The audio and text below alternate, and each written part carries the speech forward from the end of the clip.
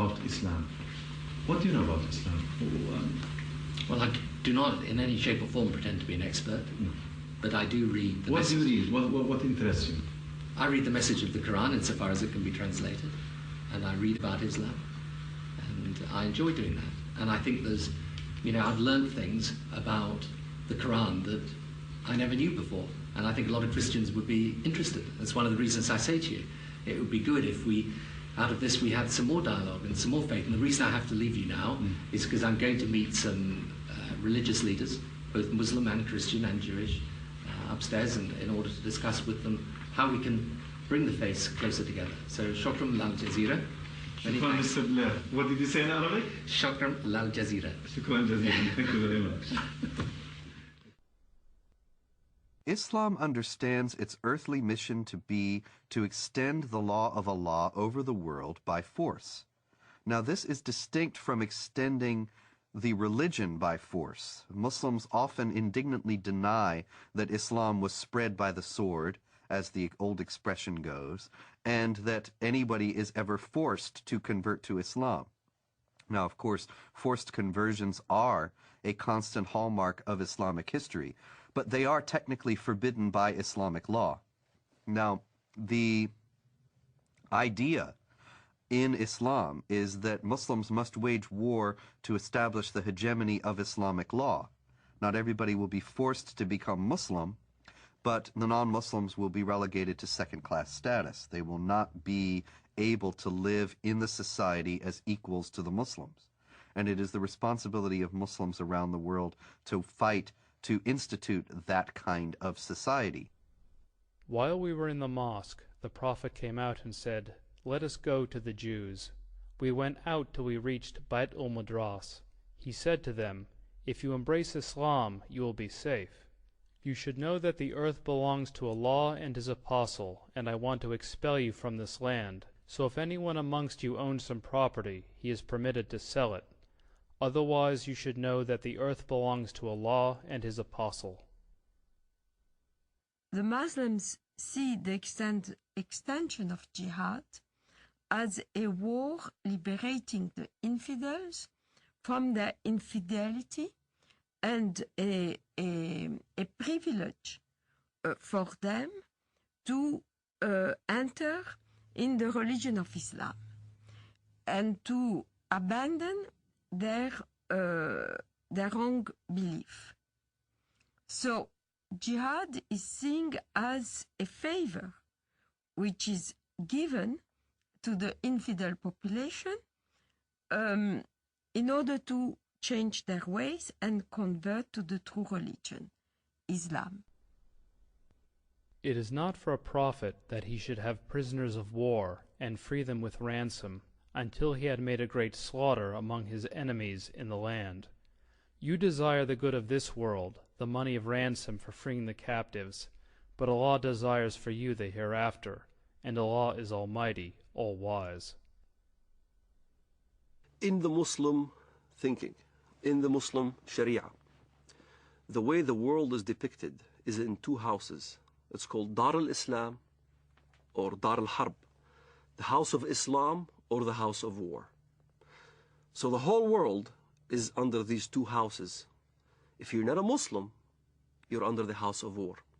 Yet in the West, the apologists, Islamic apologists would say, no, that's not accurate.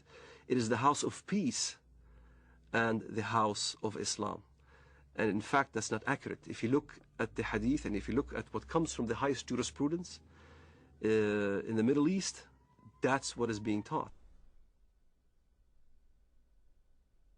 يعني أنا لدي طفل من الآن أعده للشهادة إما شهادتي أنا أو هو فأقول له أن الله عز وجل قد جعل هنالك جنة واسعة فيها ما لا عين رأت ولا أذن سمعت ولا خطر على قلب بشر. هو بيسألني يعني إذا أنا عملت عملية وفجرت نفسي هل إلي يعني ربنا عز وجل بيعطيني اللي بدي إياه، بيعطيني سيارات، بيعطيني بارودي أطخ فيها، بيعطيني ألعاب. قلت له كل ما تطلب. وهل هذا حصل؟ شيء تطلب وهذا فعلا حصل. وهل حصل بينك وبين ابنك يعني؟ هذا فعلا حصل. نعرف الحقيقة لو نمسك الميكروفون مع بعض ودنا نعرف ما هي الإجابة الصحيحة لهذا الطفل عندما يسأل أين أبي أو أين أمي وقد قام كلاهما أو أحدهما في عملية استشهادية. والله الإجابة باختصار لما استشهد سعيد ما حكينا إن هذا شهيد.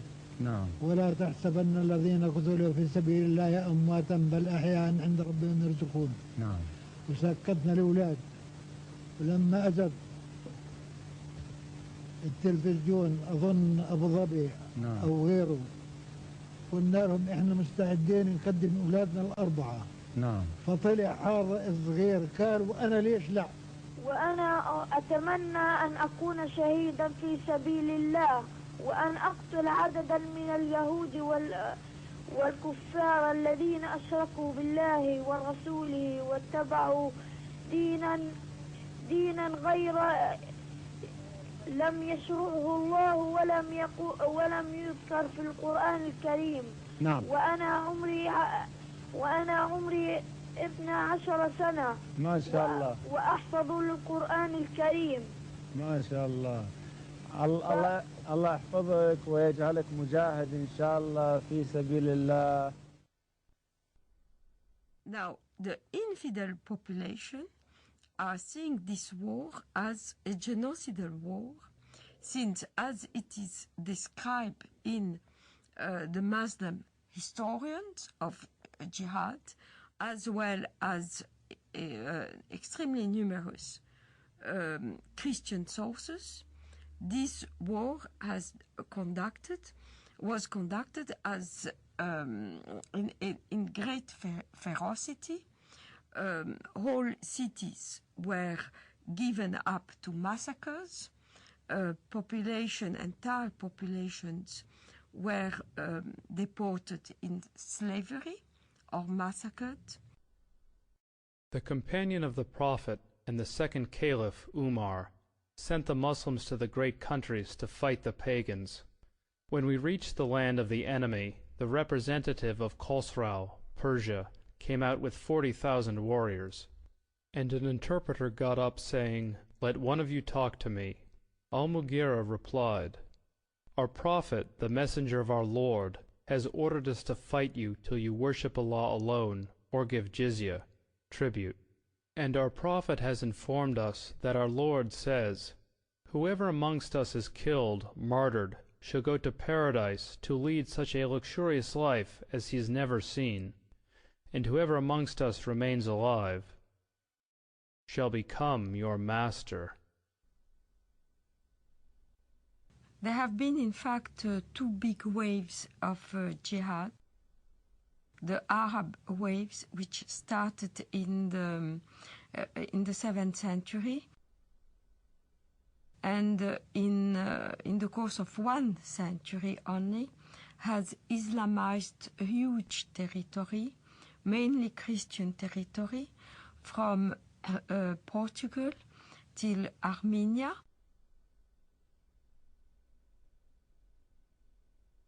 But also Islamized Persia, which was not Christian, mainly Zoroastrian, except for Iraq, which was mainly Christian in the north and Jewish and Christian in the south. The second wave of Islamization started in the 11th century with the Turkish tribes.